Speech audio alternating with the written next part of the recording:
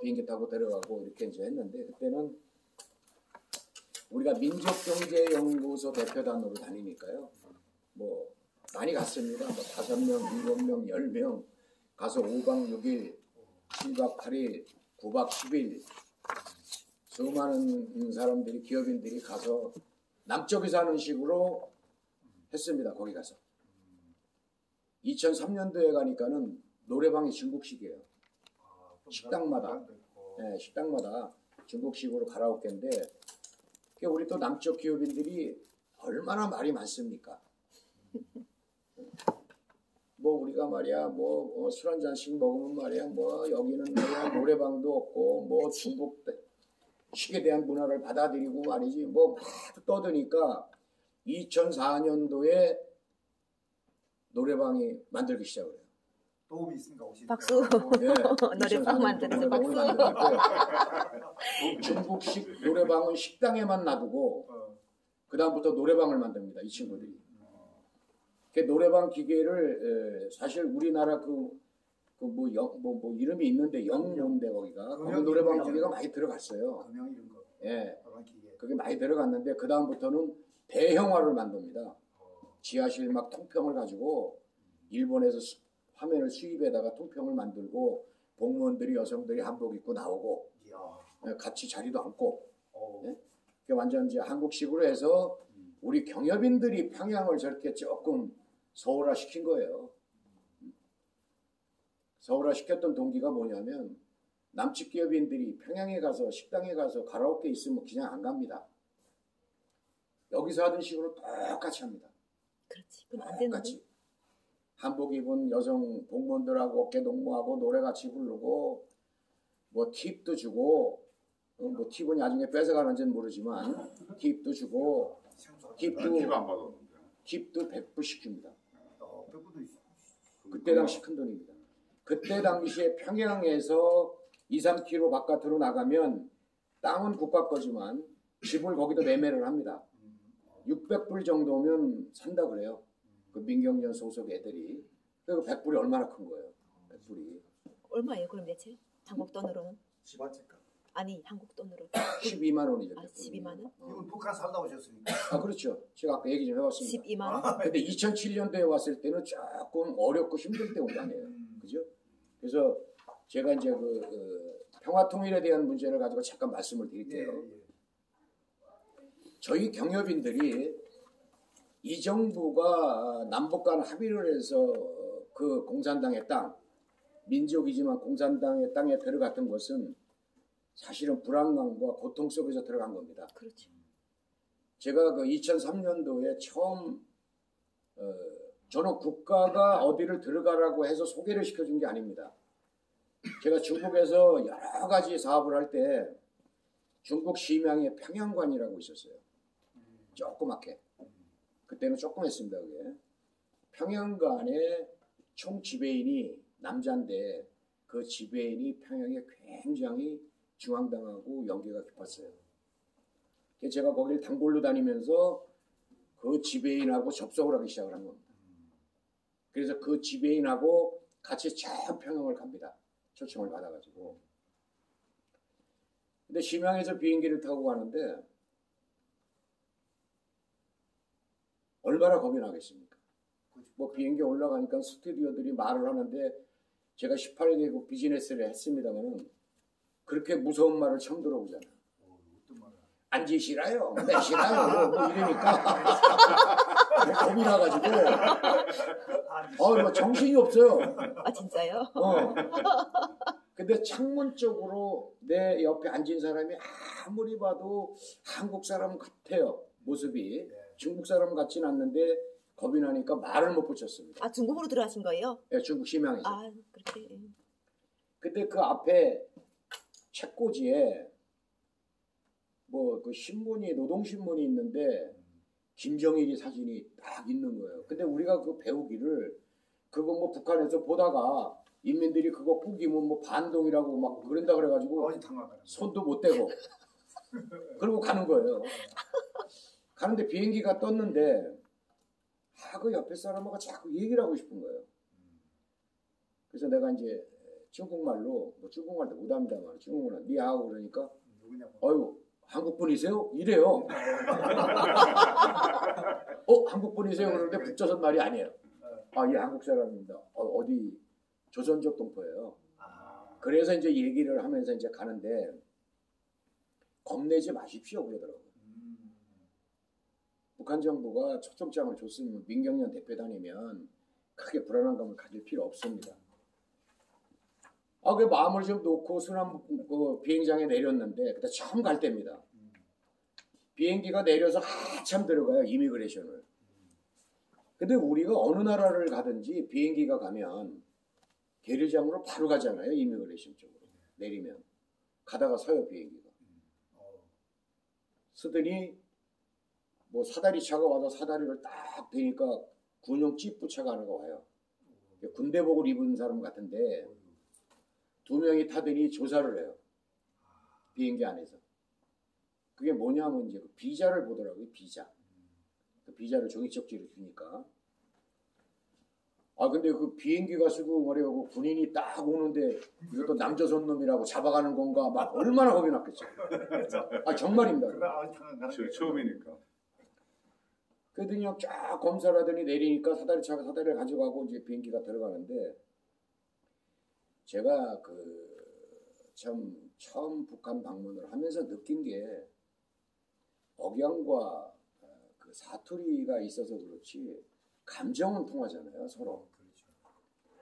이미그레이션에 딱 가서 한국 여권에다가 비자 쪽지를 넣고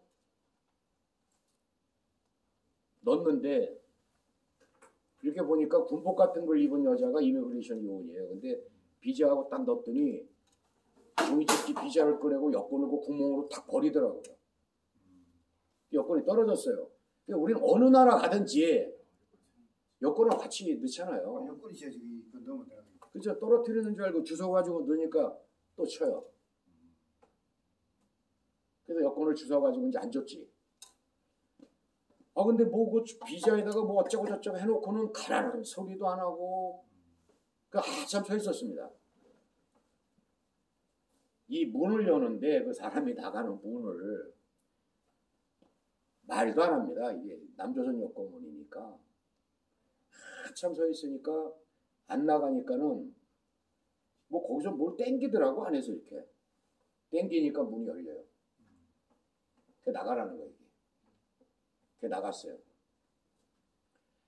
나가가지고 이미그레이션을 나가서 바깥에 나갔는데 어떤 여자가 이렇게 이쁘신 여성 동무가 동방회장 선생, 동방회장 선생 부르고 우는 거예요. 얼마나 겁이 나냐고. 얼굴도 모르는데. 그러니까 나는 겁이 나니까 들은 척도 안 하고 이제 가방 들고 나가는 거죠 바깥으로. 그랬더니 막 여성 동무가 뛰어오더니 동방회장 선생, 내가 조혜령 과장입니다 그러더라고요. 얼마나 겁이 났겠어요 거기서. 네, 그다음 반가워야지. 아니 얼굴도 모르는데 여자가 예쁜 여성 동무가 동방회장 선생, 동방회장 부르는데 이거 뭐 정신이 없더라고 사실. 그냥 와가지고 민경련 조혜령 과장입니다 그랬으면은 네. 이해가 되잖아. 그렇게. 그래서 인사를 하고 바깥에 나와가지고 아니 그렇게 부르면 어떻게 되냐 겁이 나는데 앞에 와가지고 민경련 조혜령 과장입니다. 그러면 누가 뭐라 그러냐 말이지. 이 북조선에서 말이야 지금 나한테 동방회장 선생이라고 부를 사람이 누가 있냐 말이야. 응? 아무도 모르는데. 그리고 이제 평양을 입성을 했습니다. 그래서 평양을 다니면서 제가 저 친구들하고 평양에서 비즈니스하고 협의하고 미팅을 하면서 저는 정말 내 마음대로 다 했습니다. 한국식으로. 뭐 달라 그러면 우리 그 남조선 사람들은 이런 게 있어요. 여기 오면 쇠빵 살아요. 내 기업인들 보니까. 그렇죠. 버스 한 대만 미니 버스 한 대만 보내주시라요. 무조건 준다 그래요. 무조건. 그래서 내가 참 많은 교육을 평양에서도 시켰습니다만은 저는 평양을 다니면서 느낀 게 하나 있습니다. 남북 관계는 평화 통일이 올 수가 없다는 걸 느꼈습니다. 자, 우리가 교수님들이나 어떤 강사님들이 항상 하시는 말씀들을 들어보면 북조선이 망한다. 고난의 행군 때도 그랬습니다. 북조선은 망한다. 북조선은 없어지는 나라다. 항상 이렇게 강의를 하는데 북조선의 2,200만에 2,500만의 저 국민들이 말이죠. 어렵고 힘들 때 더 잘 뭉칩니다. 엄청스러운 팀워크력을 갖고 있어요. 저는 그거를 수없이 받고 저 사람들이 고난의 행군 때 어떻게 이겨나가는 것도 제가 가서 봤습니다. 현재 가서. 뭐 우리 대한민국 매스컴에는 뭐 인고기를 먹었다. 그 얘기하더라고요. 2004년도에 평양도 갈 때 우리나라 매스컴 뭐라 그랬습니까? 정주영이나 소중고는 다 잡아쳐 먹었다. 나무 거 소나무 껍질을 벗겨가지고 다 파쳐 먹었다. 이게 우리 대한민국에 사는 일입니다. 이렇게 하면서 뭔 평화 통일을 원해요? 그래서 제가 평양 가가지고 2004년도에 여름에 정말 소가 있나 없나 확인을 했습니다. 마곡간에 소가 많아요. 소나무를 다 봤어요. 껍데기 까먹었나 안 까먹었나. 소나무 멀쩡해요. 그러니까 이런 현실을 만드는 게 대한민국이에요. 정치적으로 북한을 활용을 하는 이런 시점에서는 평화 통일이 올 수가 없고 북한이 최악의 고난의 행군을 이겨온 나라이기 때문에 저 나라는 망하지 않는다는 겁니다. 미국의 강대국이 북한에 전쟁을 일으켜서 미국이 이긴다고 저는 강조하지 않습니다. 아프가니 사태를 보세요. 어떤 일이 벌어지고 있습니까? 자, 월남 사태 보세요. 36년 전쟁에 미국이 사실은 도망 나온 거예요. 또 아프가니 사태를 보세요.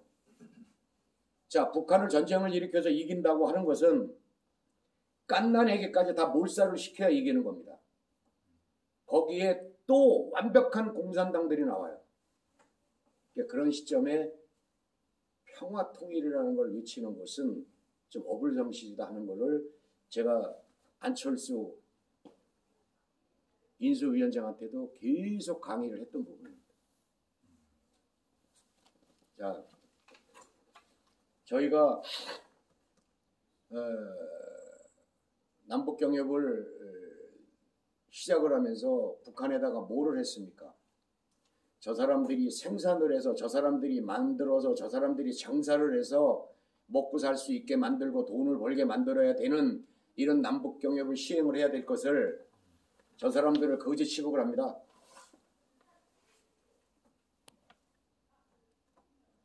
만들고 생산을 하고 개발을 해서 돈을 벌게 만들어줘야 내수경제가 활성화가 되고 공장 기업수들이 발전을 하는 것인데도 거짓 취급을 합니다. 니네가 뭐 그런 거 아이고 우리가 줄게.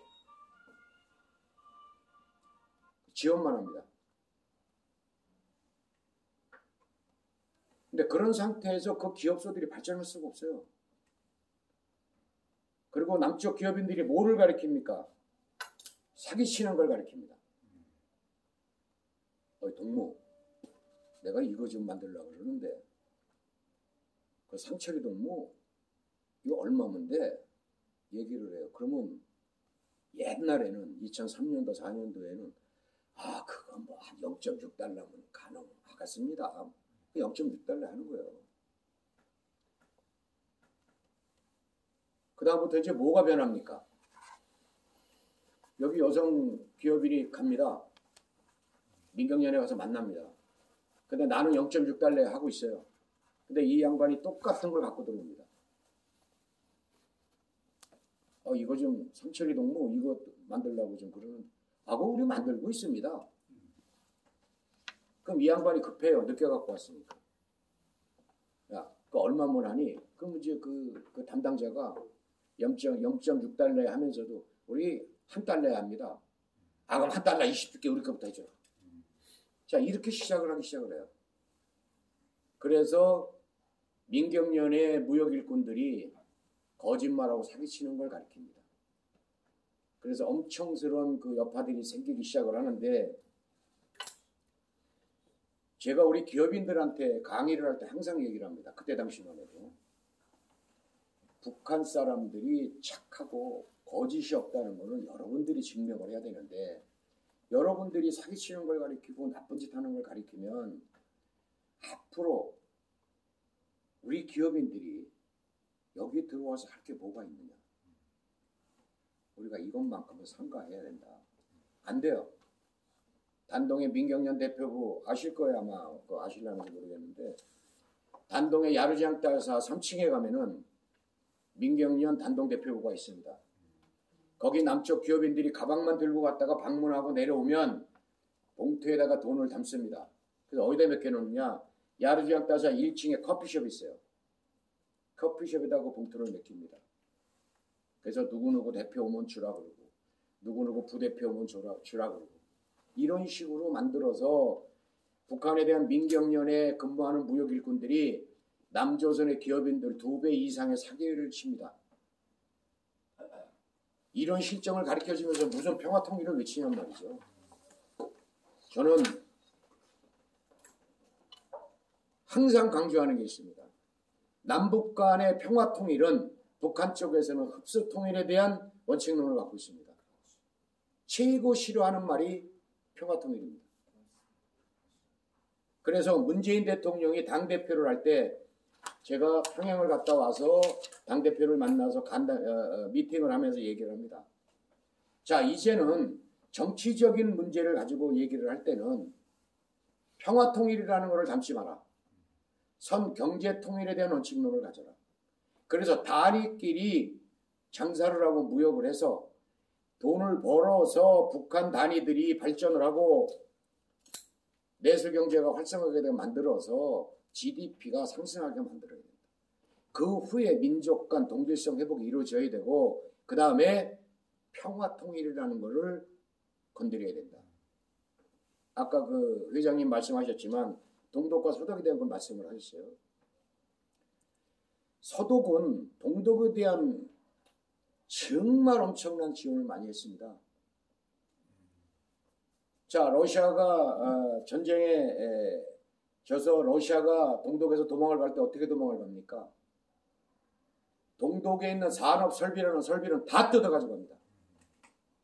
그래가지고 공장마다 다 빈 공장입니다. 그렇게 시작된 동독이 발전할 수가 없죠. 그러니까 서독이 도와줍니다. 동독 주민이 서독에 자기네 나라 돈을 가져오면 환율을 쳐서 동독 돈을 바꿔줍니다. 지원을 해줍니다. 산업설비 갖출 때 지원을 해줍니다. 그래서 베를린 장벽이 무너지는 겁니다. 우리 대한민국의 정치는 어떻게 합니까? 국민들에게 주입을 시키는 게 평화통일이에요. 그리고 정치적으로 뭔가가 북한이 고난의 행군이 왔을 때나 북한 말로 비루스라 그럽니다. 코로나19. 인도적 지원에 대한 원칙론을 갖고 갑니다. 자, 북한이 VIP들이 생각을 할 때 받아들이겠습니까? 그지 아니지 않습니까? 자, 코로나19 왔을 때 엄청스러워. 김정은이 우리가 조용히 좀 도와줄게. 뭐 관계 완화하자는 거 아니야. 좀 도와줄게. 암암리에. 이렇게 지원을 하겠다고 했으면 받을 겁니다. 온 매스컴에 난리를 부려놓고 북한이 그 비루스죠. 북한 말로는. 코로나19로 금방 망해서 주저앉는 식으로 안 받는다 그러니까 뭐 세계에 지원 뭐 하는 데 줘가지고 거기서 지원하게끔 하겠다. 그런 짧은 생각을 가지고 합니다. 지금 중국에서 엄청스러운 물자들이 들어가고 있습니다. 비행기로 들어갔죠. 26일 날 기차로 벌써 2-3번 들어갔습니다. 그 다음에 저 일조 용구항에서 배로 물건이 또 들어갑니다. 자, 중국이 그런 지원을 한다고 매스컴에서 발표한 적 있나요? 이게 개발도상국에 지원을 해주는 거예요. 그러니까 우리는 민주국이에요. 민주국인데 거지 취급을 합니다. 안 받죠.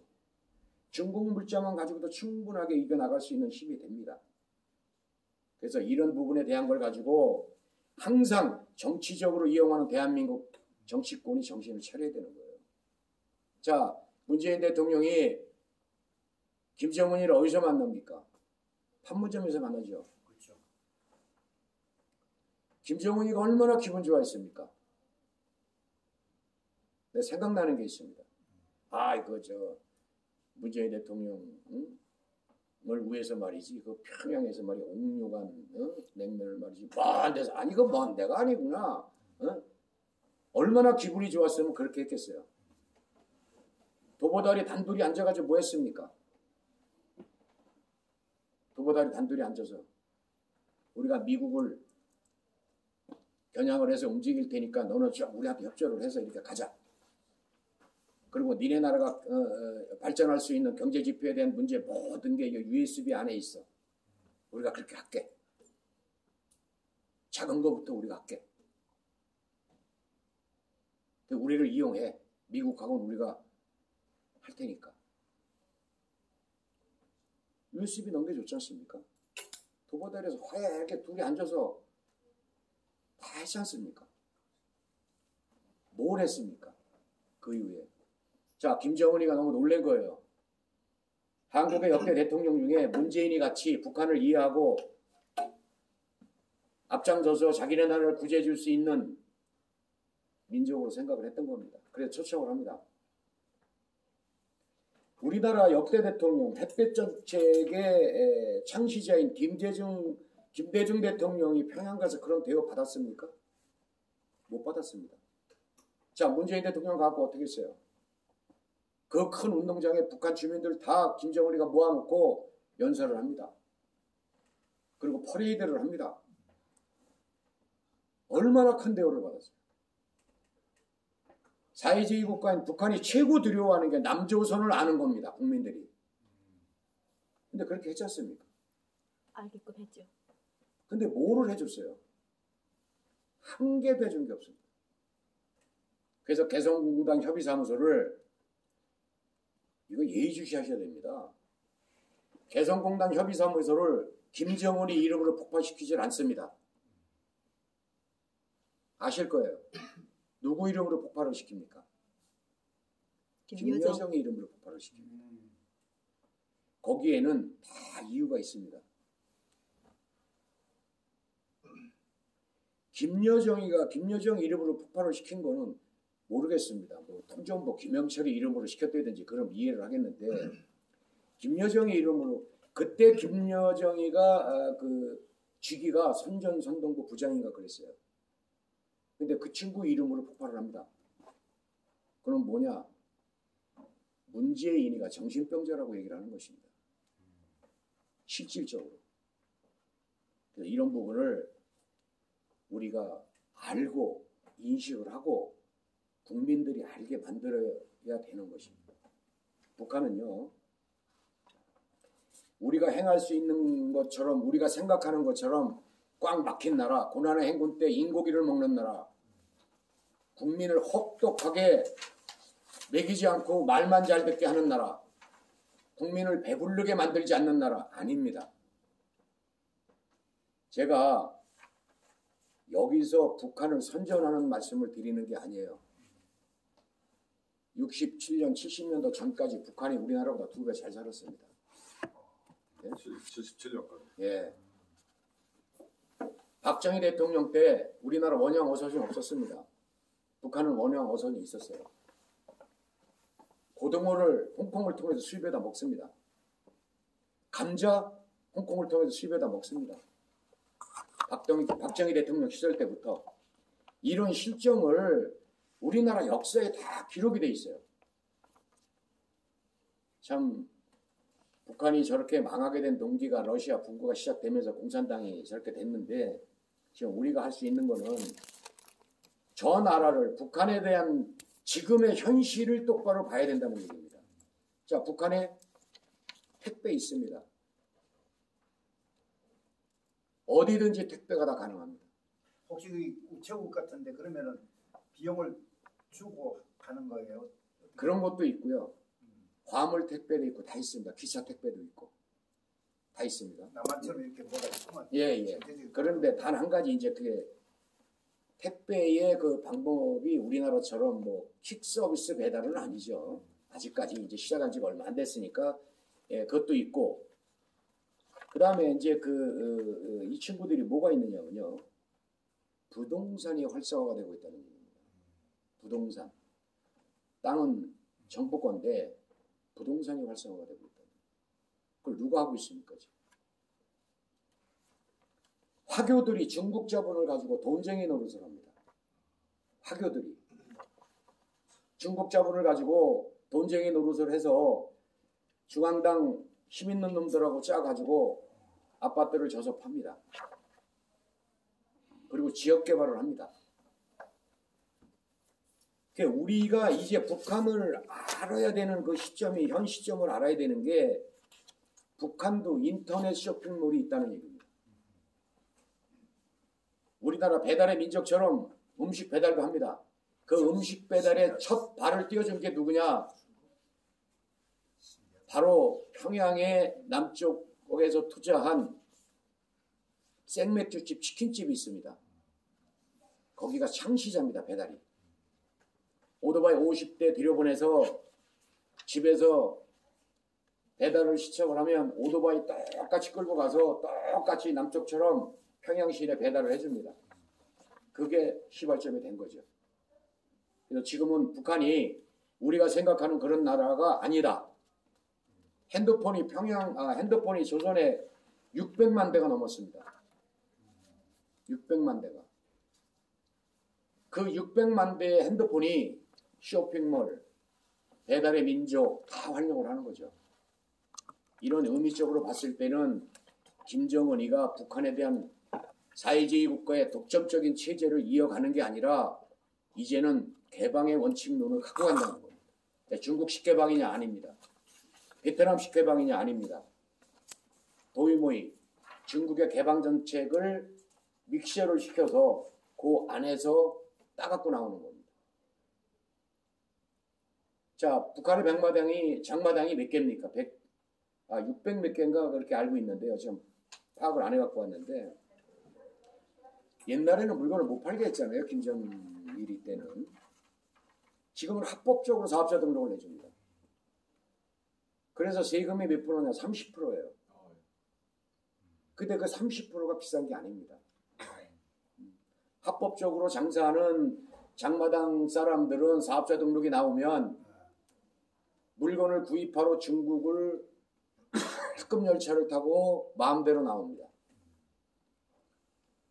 그 다음에 집단농장 개방을 합니다.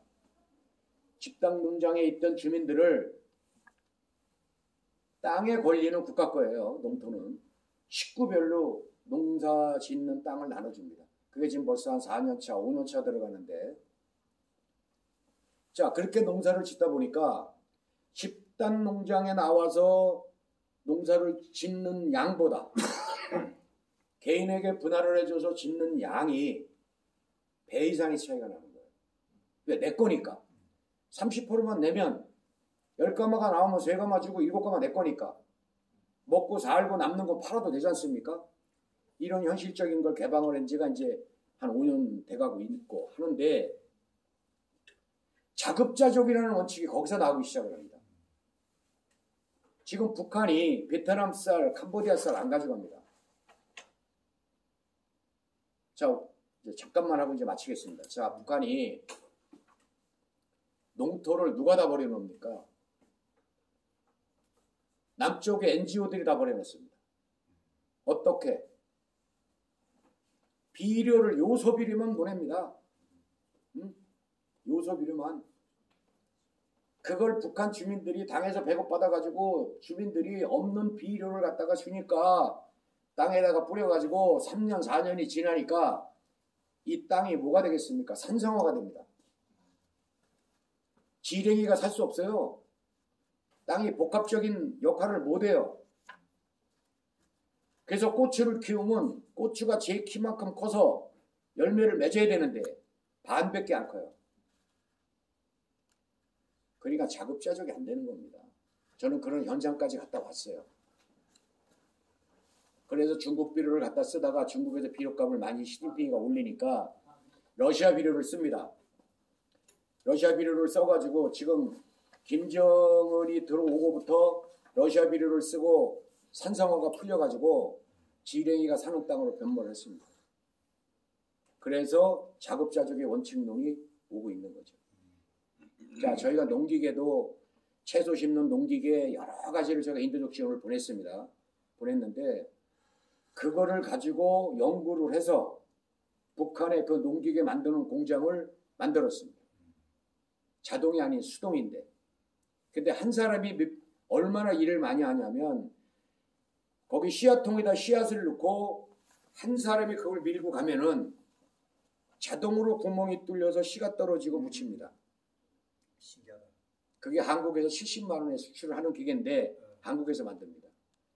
그 기계를 제가 12대를 보냈더니 그거를 쟤네들이 분리를 해가지고 설계도를 만들어서 자체적으로 생산을 합니다. 지금 우리가 제가 오늘 사실 PPT 가지고 강의를 하려고 그랬는데 많이들 안 오셔가지고 이제 이렇게 말로 합니다만은 저희가 얘기하고 싶은 것은 통일은 대한민국의 5,500만 국민이 북한이 무너졌을 때 우리가 흡수를 해요. 그럼 그 2,500만을 먹여 살리는 원칙이 어디에서 나와야 됩니까? 국가에 그런 돈이 있습니까? 대한민국 국민 5,500만 중에서 2,500만이 벌어서 북한 주민 2,500만을 먹여 살려야 됩니다. 그런 통일을 원하는 대한민국 국민이 있습니까? 없습니다. 그럼 선경제통일의 원칙이 뭐냐? GDP를 올려야 됩니다. 선경제통일의 원칙으로 해서 GDP를 올려서 대한민국 국민의 GDP의 62%가 북한이 달성이 될 때 평화통일이 되는 겁니다. 그래서 우리 여기 계신 회장님들 또 강사님들 남북통일에 어디 가서 강의를 하실 때 하나만 부탁을 드릴 게 있습니다. 우리가 도와주고 우리가 뭐를 해줘서 평화통일을 원한다? 아닙니다. 우리는 지금 이 시대부터 지금 이 순간부터 남북 간에는 선 경제통일 후 평화통일에 대한 이 단어를 외쳐야 됩니다. 그래서 정치꾼들이 인식을 하고 북한 김정은이가 아 그거 맞는 얘기입니다 하는 말 한마디만 나오면 남북 간의 주민들이 왕래가 자유롭게 할 수가 있습니다. 이것을 꼭 우리가 강조를 해서 주님의 말씀이 조선에 들어가서 조선에서 성령의 역사가 이루어진다? 가능한 일이라고 생각을 합니다. 지금 북한의 지하교회에 지하교인들이 엄청스럽게 많습니다. 그 어느 전도사님의 단동에서도 엄청스럽게 빵을 만들어서 그 성경과 찬송가를 보내고 있습니다. 지하교회의 원칙이 어떤 것이냐? 내포할 수 없는 것이기 때문에 퍼질 수 없고 합세를 할 수가 없다는 얘기입니다. 그래서 우리가 선경제통일의 원칙을 먼저 시작을 해서 그래서 사회의 내수경제가 활성화가 되기 시작을 하면은 지하교회의 지하교인들이 나옵니다. 나와서 어딜 갑니까? 시장터에 침입을 합니다. 이게 주님의 말씀이 바깥으로 나와서 빛을 보고 전달이 되고 그래서 깨우쳐지는 계기가 되는 것입니다. 제가 그 PPT 가지고 좀 해야 되는데 오늘 몇 분 안 오셔서 죄송합니다. 제가 여기서 마치겠습니다. 감사합니다. 질문 좀 질문 좀. 네, 그러면 지금 그 문재인 대통령님 정책에 대해서 좋게 평가한다는 겁니까? 우리 정방 영만 회장님은. 말씀을 드릴게요. 문재인 대통령이 남북관계는 자기 임기에 정말 크게 한번 풀어보려고 생각을 했습니다. 그런데 이 양반이 잘못한 게 많습니다. 뭐를 잘못했느냐? 대통령 비서실장 임종석입니다. 임종석이가 북한의 모든 관계에 대한 일을 독점을 하려고 했던 것입니다. 그래서 문재인 대통령이 남북관계에 활로를 못 찾은 거예요. 자, 임종석이가 뭐 했던 사람입니까? 임수격인을 북한에 보냈던 사람이에요. 그 다음에 임종석이가 지금 대한민국에서 대통령 비서실장 되기 전에 문재인 대통령이 대통령 되기 전에 뭘 했습니까? 북한의 저작권을 남쪽에서 받아서 저작권료를 보내는 역할을 했던 사람입니다. 이런 거를 한 사람이 청와대 비서실장 들어가가지고 대통령이 자기 원칙대로 할 수 없게끔 만들었습니다. 조선민주주의 인민공화국의 모든 문제는 제가 알아서 하겠습니다. 각하. 그렇게 해서 망가진 겁니다.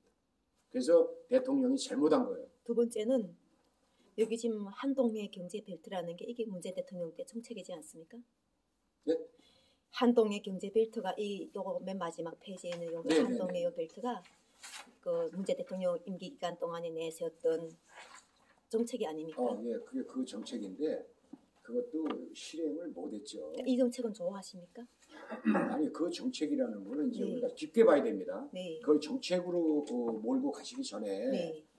저게 우리가 남북 간의 화해가 돼서 네. 남북 간의 경제 통일이 이루어지기 시작을 하면은 바로 저런 원칙론이 열린다는 계획입니다. 네. 그게 어떤 계획이냐? 남북 간의 고속도로가 생깁니다. 네. 그 다음에 남북 간의 철도가 신의주까지 갑니다. 근데 이게 가능한 시점이 정책적인 건데 이게 가능한 시점이 언제냐? 사회경제가 앞서가야 되고 내수경제가 활성화가 되고 국민 GDP가 3,200불 이상이 됐을 때 가능한 거예요. 이건 정책적인 겁니다. 저걸 북한에서 받아들일 수 있다고 생각하세요? 안 받아들입니다. 그러니까 그거는 해야 되겠다는 의지고 정책적으로 김정은이한테 제안을 했던 겁니다. USB 안에. 그 내용도 들어가 있어요. 근데 지금 우리 그 동방 그 영만 회장님은 어쨌든 밀접적으로 이렇게 이 자본주의 경제에서 그 경제적으로 배워가지고 북한에다 어떤 생각까지 이념 가지고 펼쳐봤지 않습니까? 네. 그래서 지금 여기다가 이렇게 했는데 이것을 연속적으로 발전시킬 생각이십니까? 요 방안을 연속적으로 발전시킬 생각인지. 그거는 우리가 그 뭐 정치꾼은 아니고 연결되잖아. 연결. 근데 그 네. 연결인데 네. 우리는 정치군이 아니고 네. 경협인이기 때문에 네. 우리는 그런 경제 효과에 대한 거는 우리 머릿속에는 없어요. 그러면은 이 그림을 가지고 지금 경제를 하는 게 아니라 그러면 이 상황에서 여기에서 우리가 그 남과 북 어떤 모양을 가지고 지금 이 구상을 해가지고 지금 그 이전의 그 경험들을 살려보려고 하고 있는 거 아는 거죠. 제가 그거죠. 지금까지 말씀을 드렸던 내용에 네. 평화 통일의 근거는 하나도 없어요. 어떤 거냐면 네. 남북 간에는 네. 경제 통일이 이루어져도 평화 통일은 올 수가 없다. 그게 바로 뭐가 이루어질 수 있느냐? 경제 통일 이후에 민족 간 동질성 회복이 이루어진 다음에 뭐가 있냐면 중립국에 대한 계열입니다. 어떻게 통합이 되겠어요? 자, 남북 간에 통일이 돼서 통합이 돼서 대통령을 하나로 뽑을 수 있을 것 같습니까? 그거는요. 우리 세대가 아니고 그 다음 세대도 아닙니다. 그것은 남쪽 사람들이나 북쪽 사람들의 인민들이나 국민들이 어떤 신앙에 흡취해서 하나의 원칙론이 세워졌을 때 가능할 거라고 생각해요. 너도 죽으면 안 되고 나도 죽으면 안 되고 너는 못 살면 안 되고 나도 못 살면 안 돼. 그게 어떤 원칙적인 면에서 하나의 내 중심의 마음의 신앙을 가지고 나갈 수 있고 팀워크 돼주는 그런 시대가 오면 가능할 거라고 생각하지. 기독교에 기독교에 대한 통합. 그럼요. 네. 그게 원칙이 안 되면 기대되는 게. 통일이라는 건 이루어질 수가 없다. 근데 그 북한에 예를 들면 공산당이 한 300만 명이다. 네. 그 사람들은 그 체제 바꾸는 거를 원하지 않을 텐데. 제가 그거를 평양에 가서 뭐 보위부 애들하고 그다음에 민경련 애들하고 그다음에 통전부 애들하고 뭐 이렇게 쭉 해서 환송식을 해주는데 우리가 나오는 날 큰 식당에 가서 합니다. 하는데 저는 거기 가서 말을 내 마음대로 다 했어요. 자, 북한이 최고 중요한 게 하나가 있습니다. 그게 어떤 거냐면 중국의 변화를 인식을 하셔야 돼요. 중국이 개방을 해놓고 경제를 공산당이 하고 있습니다. 그렇죠. 예? 근데 그 국민들이 옛날에 중국의 공산당원들이 힘이 굉장히 좋았습니다. 그렇지 않습니까? 근데 지금 개방을 해놓고 경제를 공산당 관이 주도를 하는데 공산당원들이 힘을 씁니까? 지금 안 그렇잖아요. 똑같은 평민의 위치에서 같이 갑니다. 너 당원이지? 너 당원 아니지? 이런 게 없어요, 지금 중국이. 그러니까 북한 똑같습니다. 북한은 김정일이가 오늘 급사를 했습니다. 통일될까요? 죽어도 통일 안 돼요. 더 시뻘건 공산당이 나옵니다. 이제 심각한. 그게 어디에서 시뻘건 공산당이 더 나쁜 공산당이 나오냐면 군부에서 나오는 거죠. 공산당의 정치의 이념이 목적과 이념이 주권의 이념이 뭐냐면요. 모든 권리가 국민에게서 나오는 게 아니라 모든 권리가 군부에서 나오는 것입니다. 중국도 마찬가지였어요. 군부하고 공산당 좀 다르잖아요. 군부하고 공산당. 군부가 바로 공산당 메인이죠. 김정은이가 우리가 이런 매스컴에 나오잖아요. 꼭두가시 노릇 하고 있다는 얘기도 있지 않습니까? 그 초창기에 그랬을 겁니다. 초창기에 장성택이가 살아있을 때는 그 힘을 가지고 지탱을 했지만 장성택이를 죽이고 그 다음부터는 누구를 의지하고 지탱할 수가 없으니까 우리 정부 매스컴들이 꼭두가시 노릇을 하고 있다고 발표를 했던 겁니다. 근데 이제 군부 장악을 했잖아요. 그래서 국방위원장 말이 나오는구나. 국방위원장. 한 가지 또 질문. 또 이제 그 경제 통합 이야기하셨어요. GDP를 올리는 걸 이야기하셨어요. 그러면 결국은 우리가 GDP가 똑같아지는 성경 말씀에도 우리가 이 서로가 하나는 잘 살고 하나는 못 살면은 물이 많은 데서 낮은 데로 흐르듯이 그 경제인들 자체가 이제처럼 이 균등하게 해주는 역할을 하면서 결과가서는 우리가 뭐 5만 불 시대라면은 북쪽도 5만 불 시대가 되잖아요. 지금 그 이야기인가요? 경제 통합에 대해서 이야기할 때는 우리 5만 불 때 북쪽도 5만 불 되게 되면은 평화 통일이 이루어질 것 같다 이것인가요? 아닙니다. 그러면 그거 한번 다시 한번. 우리 대한민국이 GDP가 2만 불 시대라고 가정을 했을 때 네. 북한이 11,000불 시대가 돼야 돼요. 네? 아는데 네. 자, 네. 생각을 해보세요. 왜 똑같으면 안 돼요? 똑같으면 왜 안 돼요? 자, 그걸 내가 설명을 잠깐 네. 드릴게요. 자, 지금 대한민국에는 지하자원이 하나도 없어요. 우리나라 지하자원이 뭡니까? 감자, 옥수수 뭐 있어요? 북한의 지하자원이 세계 2위입니다. 지하자원이요? 예. 뭐 많이 많이 묻혀있죠. 히토리도 나오고. 자, 그것 때문에 남북 합의서에 의거해가지고 우리나라 강업진흥공사가 들어갔지 않습니까? 광진공이. 광진공 들어가서 쫓겨났지 않습니까? 왜요? 그 설명을 내가 잠깐 더 드리겠습니다. 왜? 광진공이 정부 자금을 갖고 들어갔어요. 그래서 그 자원을 캐는 기계들을 일본에서 학고수매로 다 갖고 들어갑니다. 그 시작이 잘 됐어요. 조선도 북한도 중국 장성택이처럼 그 중국 회사들한테 50년 뭐 70년 이런 임대가 아니라 같은 공동 경제 통합으로 해가지고 공동 투자로 들어간 겁니다. 중국식으로 들어간 게 아니라. 그러니까 들어가서 건방을 떨기 시작을 합니다. 광진공이. 야, 이거 말이야 설비 우리가 일본에서 말이야 학고수매 다 들어갔는데 니네가 무슨 주권이 있어? 우리 거지. 그러다가 스톱하고 쫓겨냅니다. 함부로 막 대구만. 네, 건방지게 까버렸지. 그래서 광진공이 또 어떻게 합니까? 대한민국의 모모 회사 중견기업이 하나 있었어요.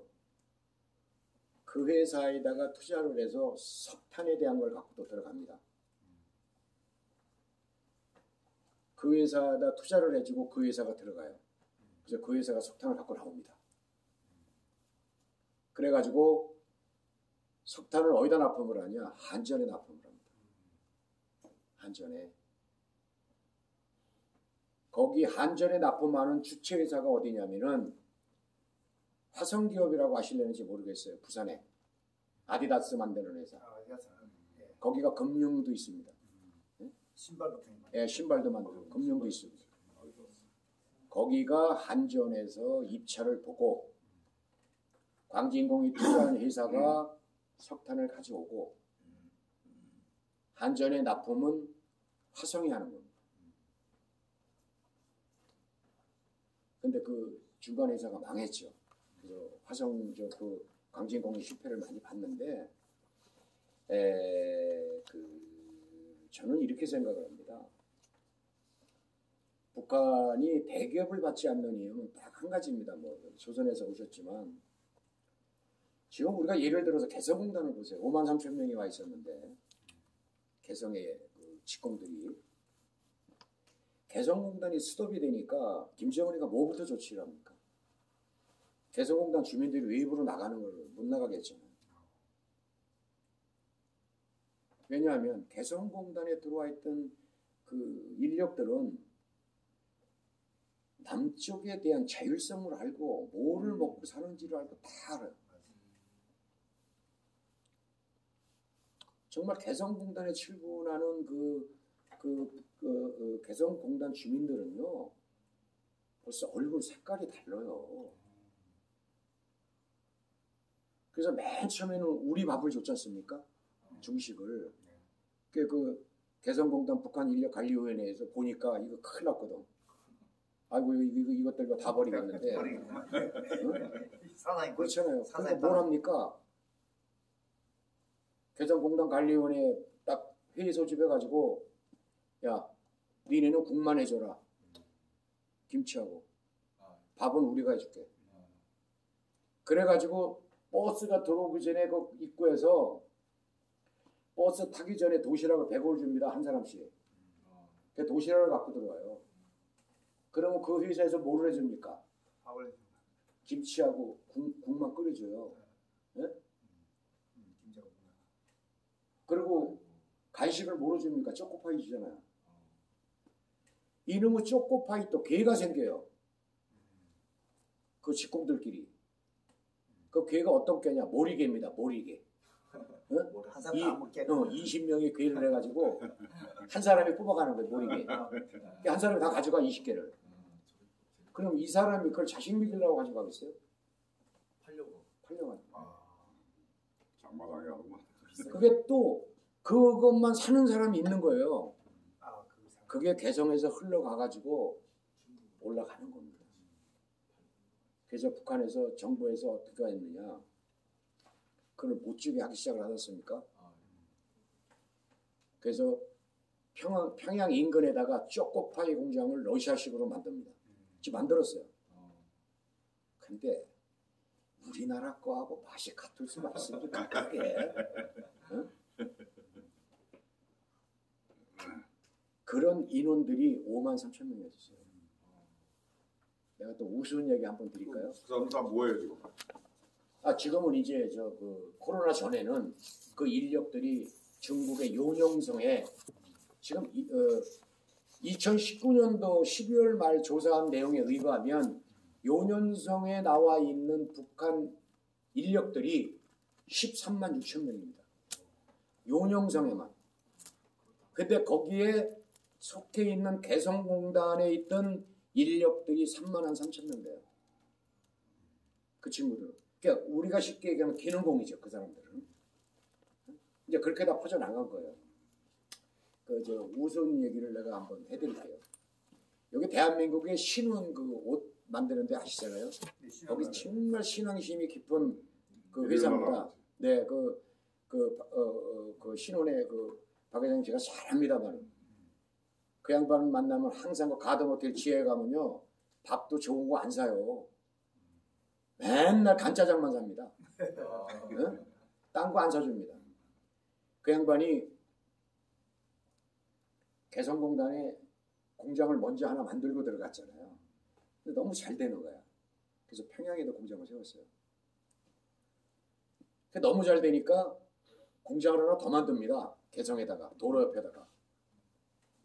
그 공장 기소를 파면서